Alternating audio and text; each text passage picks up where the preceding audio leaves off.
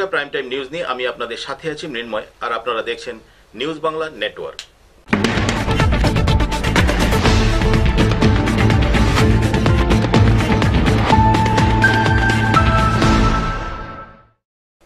এখন খবর বিস্তারিত। ভয়াবহ অগ্নিকাণ্ডে পুড়ে ছাই হয়ে গেল পোল্ট্রি ফার্মের মুরগি।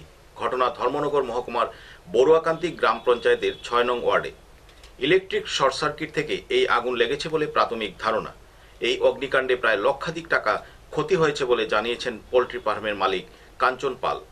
শুক্রবার রাতে ধর্মনগর মহকুমার বড়ুয়াকান্তি গ্রাম পঞ্চায়েতের ৬ নং ওয়ার্ডের বাসিন্দা কাঞ্চন পালের পোল্ট্রি ফার্মে আগুন লাগে। প্রাথমিকভাবে ধারণা করা হচ্ছে ইলেকট্রিক শর্ট সার্কিট থেকে এই আগুন লেগেছে। জানা গেছে ক্ষয়ক্ষতির পরিমাণ প্রায় লক্ষাধিক টাকার উপর। এই অগ্নিকাণ্ডে নিরীহ প্রাণীদের জীবন ধ্বংস হল। স্থানীয় জনতা এবং ধর্মনগর দমকল কর্মীদের সহযোগিতায় আগুন নিয়ন্ত্রণে আসে। এই এলাকা ঘনবসতি হওয়ার কারণে স্থানীয় জনতা দ্রুত এসে আগুন নিয়ন্ত্রণে আনেন, অন্যথায় বড় ধরনের দুর্ঘটনা ঘটে যেতে পারত।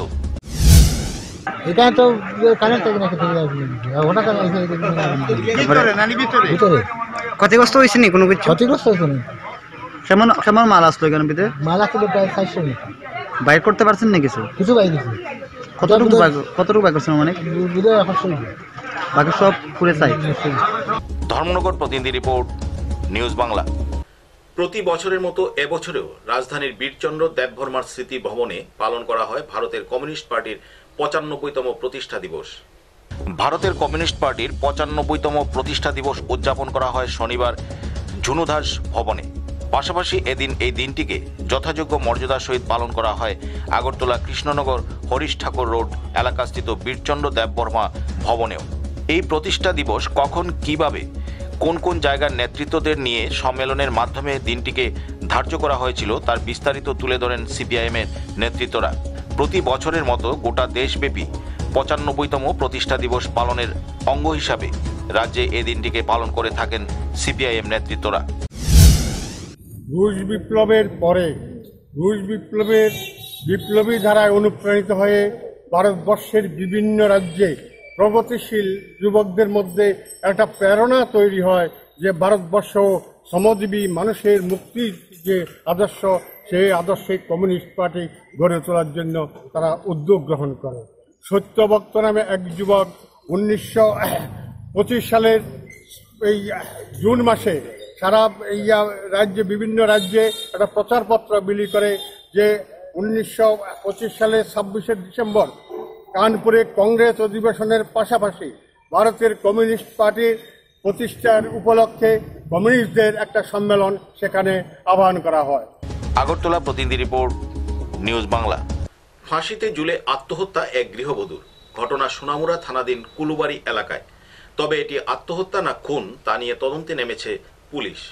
সোনামুড়া থানাধীন কুলুবাড়ি এলাকার নতুন কলোনি গ্রামের শিমুল নমের স্ত্রী পাখি নম শুক্রবার সন্ধ্যা ৬টা ৩০ তার নিজ ঘরের খাটের স্ট্যান্ডের সাথে ফাঁসিতে ঝুলন্ত অবস্থায় দেখে তার ছোট বোন। তার একটি ৪ বছরের কন্যা সন্তান রয়েছে। এই কন্যা সন্তানটিকে রেখে তিনি এই পৃথিবীর মায়া ত্যাগ করে চলে গেলেন। তবে এলাকাবাসী থেকে জানা যায় গৃহবধূর স্বামী শিমুল নম দীর্ঘদিন যাবৎ মদ্যপান করে নেশায় বুঁদ হয়ে প্রত্যেক দিন স্ত্রীর উপর অত্যাচার চালাত। স্বামী শিমুল নমের বাড়ি বাতাদুলা এলাকায়। অত্যাচার সহ্য না করতে পেরে গৃহবধূ বাপের বাড়ি কুলুবাড়িতে চলে আসে। এখানে স্বামী মাঝে মাঝে আসতো। আজও সে আসে, কিন্তু বাড়িতে অন্যান্যরা কেউ ছিল না। অত্যন্ত দরিদ্র পরিবার, সবাই কাজে চলে যায়। যাওয়ার সময় শিমুলকে বাড়িতে রেখে যায় গৃহবধূর বাবা এবং মা।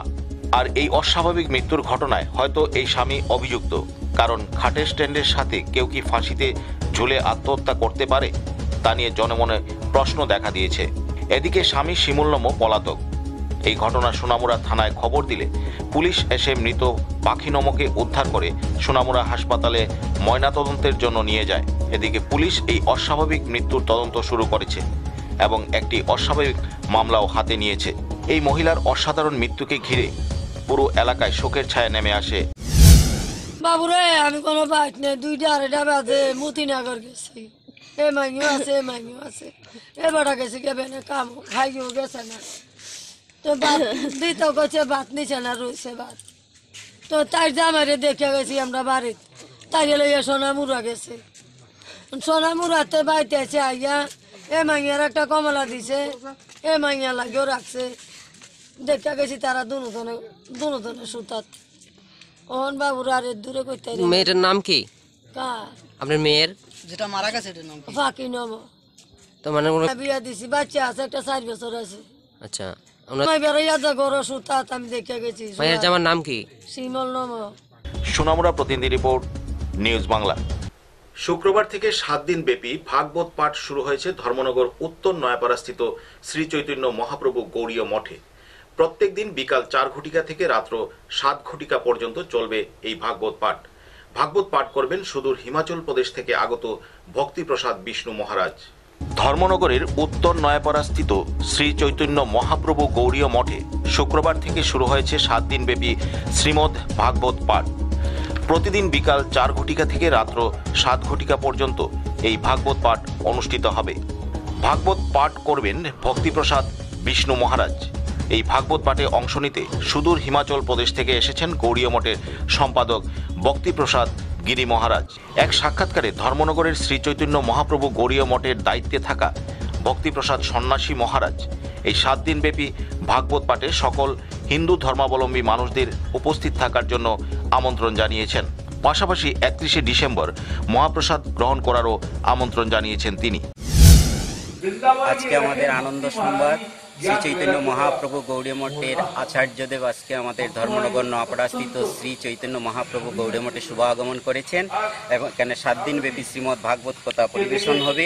আমার সঙ্গে সেই সংস্থার সেক্রেটারি উপস্থিত আছেন, উনি হিন্দিতে একটু পরিবেশন করবেন আপনাদেরকে কথা। আগামী 31শে ডিসেম্বর আপনারা সকলেই এই মন্দিরে মঠে আমন্ত্রিত প্রসাদ নেওয়ার জন্য। হরে কৃষ্ণ। हरे कृष्णा। यहाँ श्रील गुरु महाराज आए हुए हैं और गुरुदेव सन 83 से कथा कर रहे हैं। यहाँ धर्म नगर में पहली बार आए तो सबसे आपसे यही निवेदन है कि ज़्यादा से ज़्यादा उनकी कथा को सुनने आए। कथा सुनने मात्र से, क्योंकि भागवत में लिखा है तब कथामृतम तप्त जीवनम, कि भगवान की कथा जो सुनेगा उसका जरूर मंगल होगा। भगवान की कथा मंगल करने वाली है, इसलिए आपसे निवेदन है कि आप लोग कथा सुने, गुरु महाराज के दर्शन करें, वैष्णव के दर्शन करें। हरे कृष्ण। হিমাচল প্রদেশ থেকে আগত ভক্তিপ্রসাদ গিরি মহারাজ জানিয়েছেন, ভগবানের কথা শুনলে মানুষের মঙ্গল হয়, তাই তিনি সবাইকে এই ভাগবত পাঠে অংশ নেওয়ার জন্য আবেদন জানিয়েছেন। নিজস্ব প্রতিনিধি রিপোর্ট, নিউজ বাংলা। শুক্রবার তেলিয়ামুড়ার মোহনপাড়ার মিশনারিতে খ্রিস্টমাসের কেক কেটে উৎসবের সূচনা করেন চার্চের ফাদার আলফ্রেড ডিসুজা। বৃহস্পতিবার রাত থেকেই আলোর রোশনাই সেজে উঠেছিল চার্চ সহ পার্শ্ববর্তী এলাকা। ক্রিসমাস মানে ঈশ্বর আমাদের সঙ্গে রয়েছেন। যেখানে ঈশ্বর আমাদের সঙ্গে রয়েছেন সেখানে ভয়ের কোনো কারণ নেই। শুক্রবার তেলিয়ামুড়া মুহুরপাড়া স্থিত মিশনারিতে ক্রিসমাসের কেক কেটে উৎসবের সূচনা করে এই কথাগুলো বললেন এই চার্চের ফাদার আলবার্ট ডিসুজা। তিনি আরও বললেন, এবছর করোনা অতিমারির কারণে মানুষকে মানুষের থেকে অনেকটা দূরে রাখলেও এই উৎসব মানুষের দূরত্বকে কমিয়ে আনছে হৃদয়ের টানে ঈশ্বরের আরাধনার মধ্য দিয়ে। অন্যান্য বছরের মতো এবছরও মুহুরপাড়া স্থিত ক্যাথলিক চার্চে পালিত হচ্ছে প্রভু যীশু খ্রিস্টের জন্মদিন বা বড়দিন উৎসব। বৃহস্পতিবার রাত থেকেই আলোর রোশনাইয়ে সেজে উঠেছে গোটা চার্চ সহ এর পার্শ্ববর্তী এলাকাগুলো। শুক্রবার চার্চে গিয়ে প্রত্যক্ষ করা গেল প্রভু যীশু খ্রিস্টের কাছে খ্রিস্টান ধর্মের লোকেরা জড়ো হয়েছেন আরাধনা করবার জন্যে।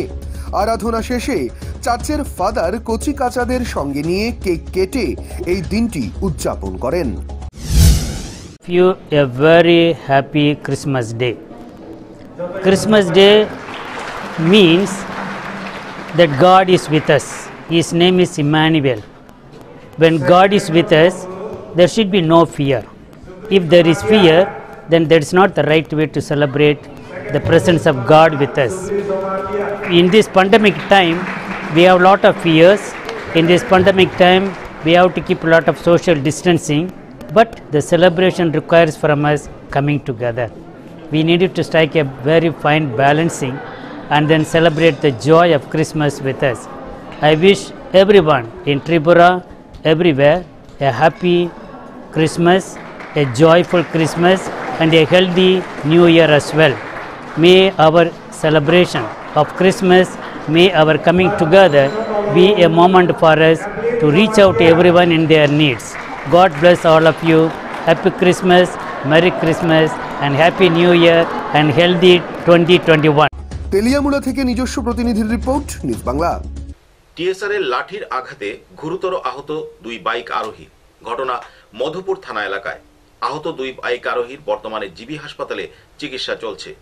এই ঘটনায় মধুপুর থানার পুলিশের ভূমিকায় ক্ষোভ প্রকাশ করেছেন এলাকার জনগণ। টিএসআর এর লাঠির আঘাতে বাইক আরোহী বাইক নিয়ে রাস্তার পাশে পড়ে আহত 2 জন, গুরুতর 1 জন। ঘটনার বিবরণে জানা যায়, গত 2 দিন আগে প্রীতম চক্রবর্তী নামে এক লোক বাইক নিয়ে মধুপুর তার এক আত্মীয়ের বাড়িতে এসেছিলেন। তখন রাস্তায় মধুপুর থানার পুলিশ রাস্তার যানবাহনের কাগজপত্র চেকিং করছিল। সেই সময় প্রীতম চক্রবর্তীর বাইকটি আটক করা হয়। শুক্রবার প্রীতম চক্রবর্তী 2000 টাকা জরিমানা দিয়ে মধুপুর থানা থেকে বাইক নিয়ে যাবার পথে আবারও মধুপুর থানার পুলিশ তাকে আটকায়। এক টিএসআর বাইকটি থামানোর জন্য সিগন্যাল দিলে ওরা সিগন্যাল না মেনে যাওয়ার সময় টিএসআর লাঠি দিয়ে ওর পিঠে আঘাত করে। তৎক্ষণাৎ রাস্তার পাশে গিয়ে বাইকটি দুমড়ে মুচড়ে যায়। প্রীতম চক্রবর্তী এবং তার পেছনে ভোয়া সুজন দাস গুরুতরভাবে আহত হন, যার মধ্যে প্রীতম চক্রবর্তীর অবস্থা গুরুতর। প্রীতম চক্রবর্তী এবং সুজন দাস তাদের বাড়ি বাধারঘাট মাতৃপল্লী এলাকায়। পরবর্তী সময়ে এলাকার জনগণ তাদেরকে মধুপুর প্রাথমিক স্বাস্থ্য কেন্দ্রে নিয়ে যায়। জানা গিয়েছে, প্রীতম চক্রবর্তীর মাথা ফেটে গিয়েছে এবং হাত এবং মুখ দিয়ে প্রচন্ড পরিমাণে রক্তক্ষরণ হয়েছে। এই খবর পেয়ে তৎক্ষণাৎ ছুটে আসেন মধুপুর থানার ওসি তাপস দাস এবং সঙ্গে সঙ্গেই নিয়ে যাওয়া হয় মধুপুর প্রাথমিক হাসপাতালে। পরবর্তী সময়ে কর্তব্যরত চিকিৎসকেরা 2 জনকে আহত অবস্থায় জীবিতে রেফার করে দেন। এদিকে এলাকার জনগণ মধুপুর থানার ভূমিকা এবং কাণ্ডজ্ঞানহীন ঘটনা দেখে থমকে যায়। পূর্বেও মধুপুর থানার পুলিশ সাধারণ জনগণকে বিভিন্নভাবে হয়রানি করে যাচ্ছে। 1 থেকে 2 বার ফাইন কেটেও তাদের সঙ্গে খারাপ আচরণ করে বাইক আটকে রেখে তাদের নিয়ে মামলা করছে। এদিকে মধুপুর বাজারের ব্যবসায়ী সংঘের সম্পাদক তপন দেবনাথ জানান, মধুপুর থানার পুলিশ যে ভূমিকা নিয়েছে তা শুক্রবারের এই ঘটনা একেবারেই নেক্কারজনক। আজকে আনুমানিক প্রায় 4টা হবে। দুইটা ছেলে আগরতলা বাজারঘাট ওদের বাড়ি। ওরা কালকে এসেছিল মধুপুরে। ওদেরকে হেলমেটবিহীন থাকায় অবস্থায় ওদেরকে ফাইন করে আজকে ছেড়ে দিয়েছে এবং যাওয়ার সাথে সাথে ওদেরকে আবার দাওয়া করেছে। তার মানে হলো ওদের মাথায় হেলমেট নেই এবং ওরা চেষ্টা করেছিল পুলিশকে টপকে যাওয়ার জন্য। তারপর তো ওদের কোনো লাভ হলো না, পুলিশ ওদেরকে লাঠি দিয়ে পিটা দিল। তারপর ওরা একটা অটোকে সাইড দিতে গিয়ে ছিটকে পড়ে গেল এবং ওদের মাথা খুব আঘাত লেগেছে এবং সঙ্গে সঙ্গে পাবলিক ওদেরকে হসপিটালে নিয়ে অ্যাডমিশন করে। কোন জায়গায় ঘটনা হয়েছে? এটা মধুপুর গোড়াঞ্চমনি। এখানে কি পুলিশ টহলদারি ছিল এখানে? না, এখানে পুলিশ মোবাইলে ছিল। আচ্ছা, তারপরে পুলিশ ছেলেটা কোন জায়গায় পড়ছিল? মধুপুর স্কুল চমনি থেকে যাওয়ার পথে, আগরতলা থেকে যাওয়ার পথে এই ঘটনা হয়েছে। পুলিশকে আঘাত করেছিল? হ্যাঁ, পুলিশ ওদেরকে লাঠি দিয়ে বিরাট আঘাত করেছে, মানে চলন্ত অবস্থায়। ওই আঘাতের চোটে ওরা সাইডে ছিটকে পড়েছে। পুলিশ কি উদ্দেশ্য পড়ে মানে এই ঘটনা করছে নাকি? না, দেখুন, ওরা কালকে এখানে আসছিল, ওদের ফাইন, আজকে ওদেরকে ফাইন দিয়ে ছেড়ে দিয়েছে। ঠিক যাওয়ার সাথে সাথে তো এই অবস্থা। দেখুন না, পুলিশ ওদেরকে, আমি তো জানার কথা ওরা জানে এবং ওদের হেলমেট ছিল না বলেই ওরা একটু স্পিডে সাইকেলটা নিয়ে যাচ্ছিল, তখনই সেই রকম অবস্থা হলো আর কি। পুলিশ জেনেও তাদেরকে আবার আটকানোর চেষ্টা করেছিল। আমরা আইতেছিলাম থানার থেকে, ওই কালকে আমরা বাইকটা আটকেছিল, তো আমরা 2000 টাকা দিয়ে ফাইনটা দিয়ে ছুটে আইতেছিলাম। তো এমন সময় আমরা আনার সময় মধুপুর বাজারটার পর ওই তারা পুলিশ আবার বাইক ধরনের লিখা বুঝছে আর কি, বুঝছে যে আমরা আইতেছি পরে দিয়েছি, আমরা দাঁড়াইছি না, প্রথমে সিগন্যাল দিছে, আমরা ফাইন কেটে আইছি, আমরা তাকে দাঁড়াইতাম। এরা জানে, এরা দেখতে হয়েছে আমরা তো ফাইন কেটে আইছি। তারপরে আমরা আইতেছি ভরে দিয়েছিল একটা টিএসআর আমার হাত বাড়ি মাছ বাড়ি দিচ্ছে কালো হয়েছে বাড়িটা দেখ বাড়ি দিছে পরে পরে দিয়ে না বাড়িটা তো হয়েছে না প্রচন্ড জোরে বাড়ি দিছে তো এক সাইডের থেকে বাড়ি দিলে তো ফুটি যাবো আমরা ঠিক সাইড হয়েছিলাম আমরা ঠিক হয়েছিলাম তো টিএসআর বাড়ি দেওয়া না ফুটে গেছি। মধুপুর থেকে নিজস্ব প্রতিনিধির রিপোর্ট, নিউজ বাংলা। মোবাইল দেখতে দেখতে নিজ ঘরে ফাঁসিতে ঝুলে আত্মহত্যা করল 18 বছরের এক যুবক। ঘটনা তেলিয়ামুড়া থানাধীন মাইগঙ্গা গ্রামে। জানা যায় মৃত ওই যুবকের নাম অজয় দাস। এই ঘটনায় শোকের ছায়া নেমে আসে গোটা এলাকায়। নিজ মোবাইলে দেখতে দেখতে 18 বছর বয়সীয় এক যুবক ফাঁসিতে আত্মহত্যা করল নিজ ঘরে। ঘটনা রাজ্যের তেলিয়ামুড়া থানাধীন মাইগঙ্গা গ্রামে বৃহস্পতিবার বিকেল 5টা নাগাদ। ঘটনার বিবরণে জানা যায় মাইগঙ্গা গ্রামের বাসিন্দা নারায়ণ চন্দ্র দাসের ছেলে অজয় দাস বৃহস্পতিবার বিকেল 4টা নাগাদ নিজ ঘরেই মোবাইল দেখছিল। সেই সময় নারায়ণ চন্দ্র দাস এবং ওনার স্ত্রী সহ পরিবারের অন্যান্য সদস্যরা কোনো কাজের জন্য বাড়ির বাইরে ছিলেন। এদিন বিকেল 5টা নাগাদ পরিবারের সদস্যরা বাড়িতে এসে প্রত্যক্ষ করেন যে অজয় দাস ফাঁসির দড়িতে ঝুলে রয়েছে। এই অবস্থায় পরিবারের সদস্যরা তড়িঘড়ি করে পুলিশকে না জানিয়ে অজয়ের মৃতদেহটি তেলিয়ামুড়া মহকুমা হাসপাতালে নিয়ে আসেন। পরে মহকুমা হাসপাতাল থেকে বিষয়টি তেলিয়ামুড়া থানার পুলিশকে জানানো হয়। পরবর্তী সময়ে পুলিশ মৃতদেহটি তেলিয়ামুড়া মহকুমা হাসপাতালের মর্গে রাখবার নির্দেশ দেয়। সংবাদে জানা গিয়েছে শুক্রবার মৃতদেহটি ময়না তদন্তের পর তার আত্মীয় পরিজনদের হাতে তুলে দেয়া হয়েছে।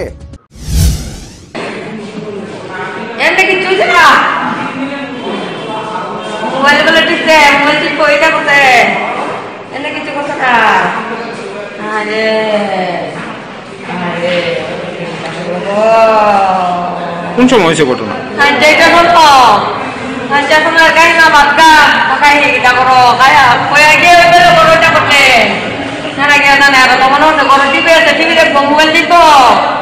আমি তো ভাই কাম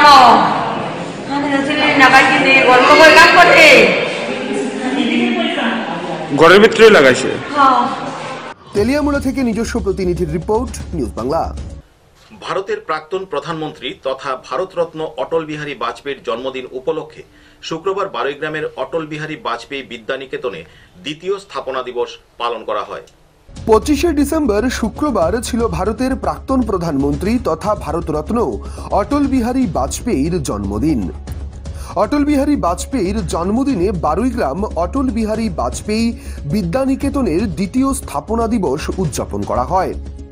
এতদ উপলক্ষে বিদ্যানিকেতন প্রাঙ্গণে সকাল 11টায় একটি অনাড়ম্বর শ্রদ্ধাঞ্জলি অনুষ্ঠানের আয়োজন করা হয়।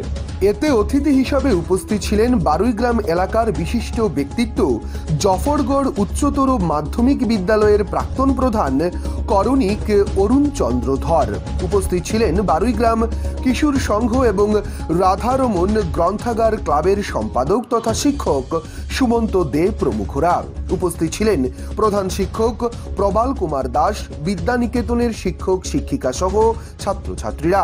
প্রথমে প্রধান শিক্ষক প্রবাল কুমার দিনের উদ্দেশ্য এবং সংক্ষিপ্তভাবে তার তাৎপর্য বর্ণনা করেন। অরূপধর বাজপেয়ীজির প্রতিকৃতির সম্মুখে প্রদীপ প্রজ্বলন করেন এবং পুষ্পার্ঘ্য অর্পণ করেন। এরপর একে একে উপস্থিত সকলেই ভারত মাতার এই সুসন্তানকে পুষ্পার্ঘ্য অর্পণ করে শ্রদ্ধা নিবেদন করেন।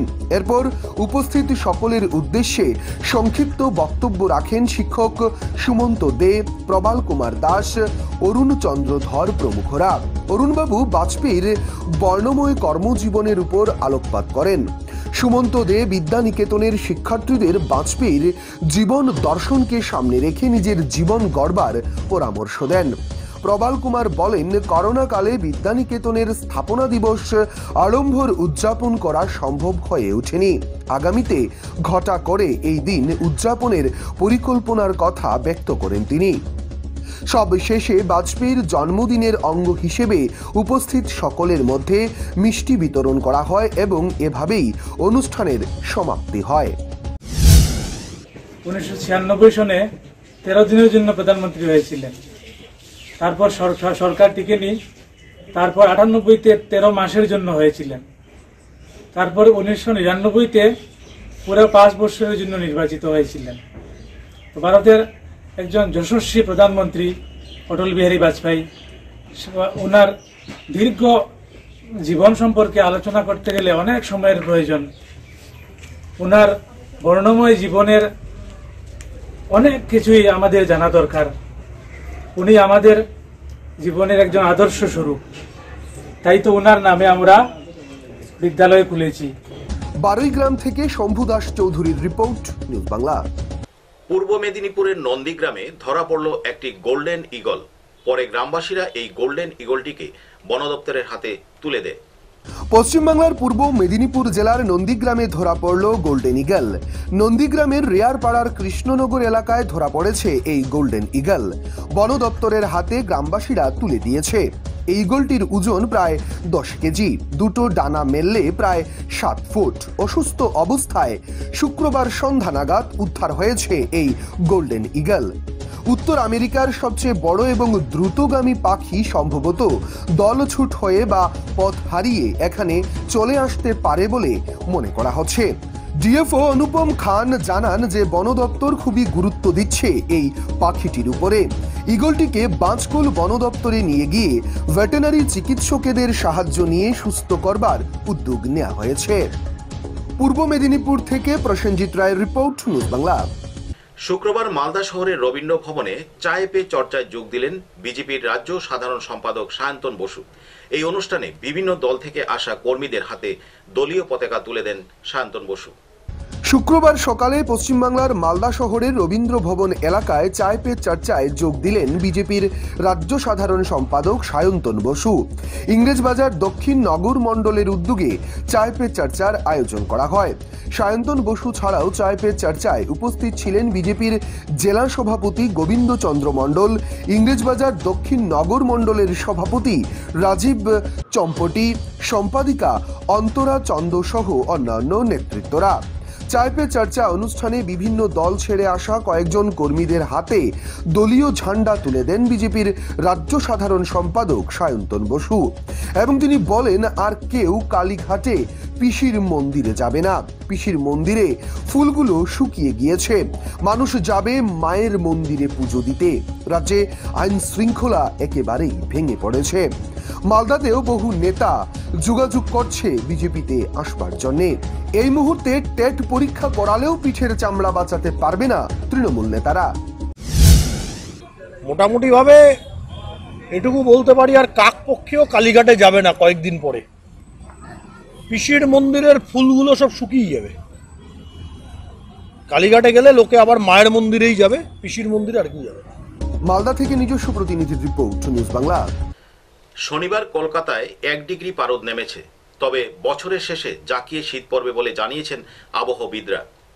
বড়দিনে সামান্য নামলো তাপমাত্রার পারদ। শনিবার কলকাতায় 1 ডিগ্রি নেমেছে পারদ। আগামী 2 দিন এমনই ঠান্ডা থাকবে বলে আবহাওয়া দপ্তরের পূর্বাভাস। আলিপুর আবহাওয়া দপ্তর সূত্রে খবর, এদিন সকালে কলকাতার তাপমাত্রা ছিল 13.7 ডিগ্রি এবং সর্বোচ্চ তাপমাত্রা 25.6 ডিগ্রি সেলসিয়াস, যা স্বাভাবিকের থেকে 1 ডিগ্রি কম। সকালের দিকে সামান্য কুয়াশা থাকলেও পরে আকাশ পরিষ্কার হয়। বাতাসে জলীয় বাষ্পের সর্বোচ্চ পরিমাণ 97%। উইকেন্ড এভাবে কাটলেও বর্ষ শেষে জাঁকিয়ে শীত পড়বে বলে আবহবিদরা জানিয়েছেন। কলকাতা থেকে প্রসেনজিৎ রায়ের রিপোর্ট, নিউজ বাংলা। শুক্রবার থেকে ধর্মনগরের উজান সাংস্কৃতিক সংস্থার উদ্যোগে শুরু হয়েছে 3 দিনব্যাপী তবলার প্রশিক্ষণ কর্মশালা। এই কর্মশালায় থাকবেন আগরতলা স্বনামধন্য তবলা শিক্ষক সুব্রত সরকার। এই কর্মশালার উদ্বোধন করেন ধর্মনগর তথা রাজ্যের প্রবীণ তবলাগুরু প্রফুল্ল চক্রবর্তী। ধর্মনগরের উজান সাংস্কৃতিক সংস্থাটি বিগত বেশ কয়েক বছর যাবৎ উত্তর জেলার কচিকাঁচাদের শিল্পীদের মান উন্নয়নে বেশ কিছু সাংস্কৃতিক কর্মসূচি করে চলেছে। যেমন 2018 সালে উজান সাংস্কৃতিক সংস্থার উদ্যোগে ধর্মনগরে বিশাল লোকগানের কর্মশালার আয়োজন করা হয়েছিল। এতে অংশগ্রহণ করেছিল গোটা উত্তর জেলার গ্রাম শহরের বিভিন্ন প্রান্ত থেকে আগত লোকগানের কচিকাঁচা শিল্পীরা। শুক্রবার উজান সাংস্কৃতিক সংস্থার উদ্যোগে শুরু হলো 3 দিবসীয় তবলার কর্মশালা। এই কর্মশালা শুক্রবার থেকে শুরু হয়ে চলবে আগামী 27শে ডিসেম্বর রবিবার পর্যন্ত। এই কর্মশালায় প্রশিক্ষক হিসেবে থাকছেন আগরতলার স্বনামধন্য সকলের পরিচিত তবলা শিক্ষক সুব্রত তালুকদার। শুক্রবার সকাল 11টায় ধর্মনগর বাবুরবাজার স্থিত নাট্য সৃষ্টিতে এই কর্মশালার শুভ উদ্বোধন করেন ধর্মনগরের তথা রাজ্যের প্রবীণ তবলা গুরু প্রফুল্ল চক্রবর্তী। সাথে উপস্থিত ছিলেন উজান সাংস্কৃতিক সংস্থার সভাপতি পরাগ চক্রবর্তী। কর্মশালার শুরুতেই কর্মশালার উদ্বোধক প্রফুল্ল চক্রবর্তী বার্ধক্যজনিত অসুস্থতার পরেও তবলা বাজিয়ে কর্মশালার উদ্বোধন করেন।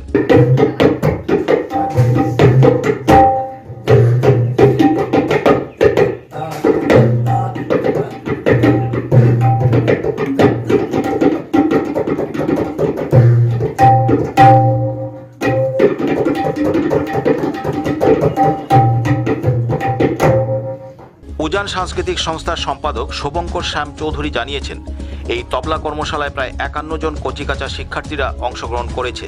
অংশগ্রহণকারী প্রত্যেক ক্ষুদে তবলা শিল্পী ও তাদের অভিভাবকদের মধ্যে এই কর্মশালাকে নিয়ে ব্যাপক উৎসাহ রয়েছে।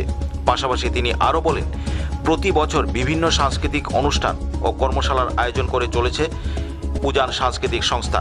এই কর্মশালা এবছরের শেষ কর্মসূচি। আসন্ন নববর্ষে নতুন অনুষ্ঠানের পরিকল্পনা রয়েছে তাদের। আমরা উজান সংস্থার পক্ষ থেকে 3 দিন ব্যাপী একটি তবলার কর্মশালার আয়োজন করেছি। সেই কর্মশালায় আমাদের মধ্যে উপস্থিত আছেন আগরতলা মিউজিক কলেজের প্রশিক্ষক শ্রী সুব্রত তালুকদার মহাশয়, এবং আজকের এই কর্মশালার উদ্বোধন করেছেন প্রফুল্ল চক্রবর্তী স্যার, যিনি প্রাক্তন তবলাবাদক এবং তবলা শিক্ষক। আমরা অত্যন্ত আনন্দিত যে আজকের এই কর্মশালায় শিক্ষার্থী যারা এসছে, সেই সাথে অভিভাবক যারা আছেন বা যারা এসছেন, প্রত্যেকের মধ্যেই খুব উৎসাহ আমরা লক্ষ্য করলাম। যদিও আরও কয়েকজন আসার বাকি, এখন পর্যন্ত মোটামুটি 50 জনের মতো আমরা স্টুডেন্ট নিয়ে এই অবধি আমরা ওয়ার্কশপ শুরু করেছি। আমি অসংখ্য ধন্যবাদ জানাই সবাইকে। আর আমাদের প্রতি বছরই কোনো না কোনো বিভিন্ন ধরনের সামাজিক এবং সাংস্কৃতিক অনুষ্ঠান থেকে থাকে। তো এই বছরের শেষ অনুষ্ঠান আমাদের তবলা কর্মশালা। আশা রাখছি আগামী আর কিছুদিন বাদেই আমাদের নতুন বছর। নতুন বছরে আমরা ভালো ভালো আরও অনুষ্ঠান করব, এই আশা রেখেই আমাদের কর্মশালা চলছে। এবং আশা রাখছি আপনারা যারা এখনও জানেননি বা যারা ইচ্ছুক, তারা অবশ্যই আমাদের কর্মশালায় আসতে পারেন। কর্মশালার স্থান নাট্য সৃষ্টি, বাবুরবাজার, ধর্মনগর। ধর্মনগর থেকে বিকাশ ভট্টাচার্যের রিপোর্ট, নিউজ বাংলা। এখনকার মতো প্রাইম টাইম নিউজ এ পর্যন্তই। আমাদের পরবর্তী সংবাদ দেখার জন্য চোখ রাখুন নিউজ বাংলার পর্দায়।